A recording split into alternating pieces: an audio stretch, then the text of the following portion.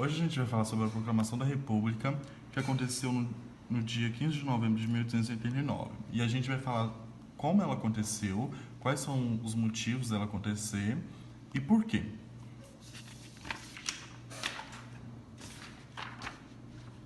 Vários fatores agregaram a queda do Dom Pedro II, mas a gente vai falar das principais questões, que é a questão religiosa, a questão militar e a questão civil. Na questão religiosa, o Dom Pedro ganhou um problema vindo da Europa, pois na Europa, no século XIX, havia uma rixa entre a igreja e a maçonaria.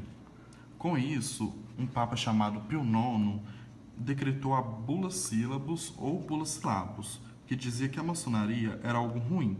Maçonos eram pessoas más e não podiam frequentar a igreja e nenhum outro evento católico, pois eles eram vistos como pessoas ruins pela igreja. Por isso, os maçons começaram a ser perseguidos. Quando a bula chega no Brasil, ela tinha que ser analisada pelo Dom Pedro, já que o país era um país católico e o Dom Pedro tinha o poder de indicar membros a cargos eclesiásticos e julgar qualquer decreto papal que viesse para o Brasil. Dom Pedro vai negar o direito da lei a entrar em vigor no Brasil e o Papa vai ficar muito irritado. E ele manda outro decreto para o Brasil dizendo que quem não fizesse o que ele tinha mandado ia ser expulso da ordem eclesiástica. E o Dom Pedro diz que quem cumprisse seria preso. Os papas e os padres ficaram com medo de cumprir a bula, só que dois papas não ficaram com medo, que era o Papa de Olinda e o Papa de Belém. Aí eles foram presos e sentenciados a 4 anos de prisão. Como o Brasil era um país católico, Dom Pedro começou a sofrer muita pressão da população porque ele tinha prendido dois bispos. E ele soltou os bispos. Então eles cumpriram só 2 anos de prisão e as outras punições foram perdoadas. Com a prisão dos bispos, a igreja começou a não apoiar mais o Dom Pedro, já que o país era um país católico. E isso foi um dos fatores que fez com que ele caísse. A questão militar ajudou na queda de Dom Pedro II, pois depois que a Guerra do Paraguai acabou, os soldados e os militares voltaram para o Brasil com ideias que não agradavam Dom Pedro II, que eram ideias republicanas, ideias abolicionistas e com desejo de participação política. Dom Pedro fica muito irritado porque ele não queria que nenhum militar tivesse participação política no Brasil. Isso fez com que ele decretasse uma vetação que dizia que nenhum militar, nenhum soldado poderia se pronunciar para ninguém e nem para a imprensa. Só que isso fazia com que os soldados enfrentassem Dom Pedro. Inclusive um tenente chamado Sena Madureira, que foi preso e fez com que os militares se afastassem de Dom Pedro. Com o afastamento dos militares de Dom Pedro e com a intervenção de Marechal Deodoro, o tenente Sena Madureira foi solto, mas isso não fez com que os militares apoiassem Dom Pedro. Outra questão que ajudou a derrubar o Dom Pedro foi a questão servil ou questão escravocrata. Ela que, em 1871, decretou uma lei do ventre livre que dizia que qualquer filho de escravo nascido a partir daquela data seria livre. Isso retornou uma ideia de 1850, que era a Lei de Eusébio de Queiroz, que proibia o tráfico de negros para o Brasil, para ser escravos. E essa lei foi um passo a mais para a abolição do Brasil. Mas o Dom Pedro não queria abolir a escravidão no Brasil. Ele queria que isso fosse um processo gradual, porque se ele abolisse a escravidão, ele teria que pagar uma indenização para os chefes de escravos, senhores, porque eles não teriam mais escravos, ou seja, eles teriam comprado os escravos à toa. E em 1885, a princesa Isabel assinou a Lei do Sexagenário, que dizia que quando o escravo completasse 60 anos, ele seria livre. Isso foi um tiro pela culatra, porque quase nenhum escravo chegava aos 60 anos. E quando o escravo chegava aos 60 anos, ele seria livre, mas ele veria do que, ele moraria onde. Ou seja, é uma lei que dá liberdade para o escravo morrer. E essa lei ganhou um apelido que era Lei da Piada Nacional, porque na verdade ela não serviu para nada. E em 1888, a princesa Isabel assinou a Lei Áurea, que abolia finalmente a escravidão. Mas teve um problema, porque a princesa Isabel não se comprometeu a pagar a indenização para os senhores de escravo.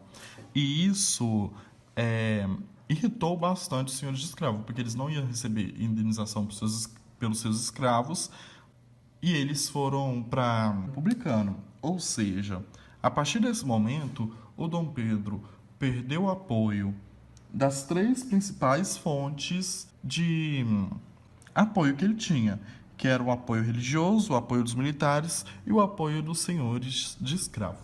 A queda do Império se deu porque os cafeicultores do Oeste Paulista, que eram membros do Partido Republicano Paulista, e eles eram os grandes proprietários de dinheiro no Brasil, ele fez uma parceria com os militares que estavam com ideias positivistas, que dizia que o Brasil tinha que ser baseado em ciência e razão. Isso fez com que o grande golpe acontecesse pelo Marechal Deodoro. Em 15 de novembro de 1889, Marechal Deodoro, deu a proclamação da República. Mas ele fez o golpe de mau gosto, porque ele não acreditava muito nas ideias republicanas. E uma das heranças, das ideias positivistas que a gente tem é o Estado laico, que foi concebido um pouco depois da proclamação da República. E a gente tem a proclamação da República até os dias de hoje. A consolidação da ordem oligárquica no Brasil. A República Oligárquica teve vários fatores. A gente vai aprender sobre todos eles hoje. A política teve o café com leite, que era a alternância dos grandiosos estados agroexportadores de café, que era São Paulo e Minas Gerais, que eram as principais lideranças políticas. Ou a alternância do poder federal entre o Partido Republicano Paulista com o Partido Republicano Mineiro.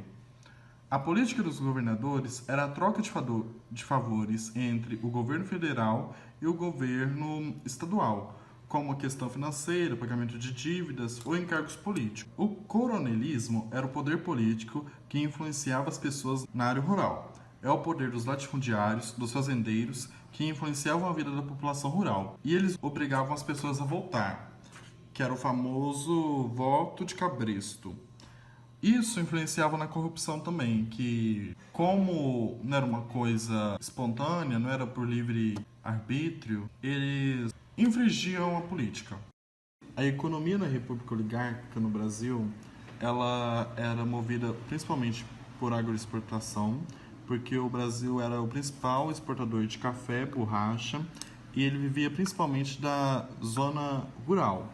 E tinha pouquíssimas indústrias no Brasil, até a década de 1920, porque antes o país era exclusivamente agrário. Teve o crescimento industrial após a Primeira Guerra Mundial, que teve uma grande influência no crescimento no campo industrial, na urbanização, e também foi o início da Era Vargas. O Fundilham foi a tentativa de elevar o crescimento econômico no Brasil. Elevou pouco, mas foi significativo. O Convênio de Taubaté foi o auge da produção de café no Brasil, que eles tiveram muita produção de café, mas teve pouca venda. Isso fez com que o Brasil tivesse um estoque de café e teve uma baixa no lucro, porque como eles não estavam vendendo, eles tinham que abaixar o preço do café para vender. A crise nos anos 1920 houve porque teve o crescimento de trabalhadores urbanos ou trabalhadores de fábrica. Aconteceu o movimento operário, pois não tinham leis trabalhistas, porque os trabalhadores eles trabalhavam 14, 12 horas por dia, não tinham um salário mínimo e eles viviam precariamente. Aí houve grandes greves e foi uma das causas da destruição da República Velha. Semana de Arte Moderna foram alguns intelectuais que, através da arte, criticavam o governo corrupto das oligarquias dos latifundiários. O movimento tenentista foram jovens militares críticos que queriam a modernização do Brasil, a diminuição da miséria e a transparência política.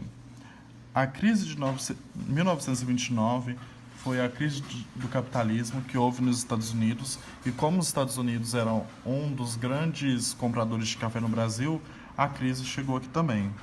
A Revolução de 1930 foi feita pelos operários, principalmente tenentes e participantes da Aliança Liberal, que derrubaram a República Velha ou a República Oligárquica. Fim.